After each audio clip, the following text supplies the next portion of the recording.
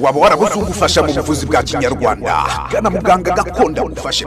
Afasha abantu benshi kurokoka urupfu ndetse n'izindi ndwara zari kubagiraho ingaruka zikomeye kuko bagize amahitamo meza bakongera kubaho neza ubuzima kandi buzira umuze. Muganga gakondo afasha abantu bose gutandukana n'indwara zirimo nk'amarozi y'ubwoko bwose, nyabingi, ibihato, ibitegano, ibihuhirano, inyatsi ndetse n'igicuri, hakiyongeraho n'amarozi y'ibigaburano. Akarusho kandi ku ndwara nk'umwijima, impyiko, igifu, kunanirwa gutera akabariro ku bashakanye ndetse n'indwara nka rubagimpande. Abafite ibyo bibazo bose muganga gakondo bakoraho rikaka. Kubifuza ubutunzi namwe ndetse n'uruhereko ni mugane muganga gakondo kuko mwe mwashyizwe igorora. Kubatuye mahanga namwe igisubizo cyabonetse mwashyizwe igorora. Amamvu yo gusiragira mu gahangayika mwibaza uko ubuvuzi bwabageraho kuko dukorana na DHR tukabagezaho imiti yacu ndetse na serivisi zose muganga gakondo atanga. Ku bindi bisobanuro hamagara kuri nimero ya telefone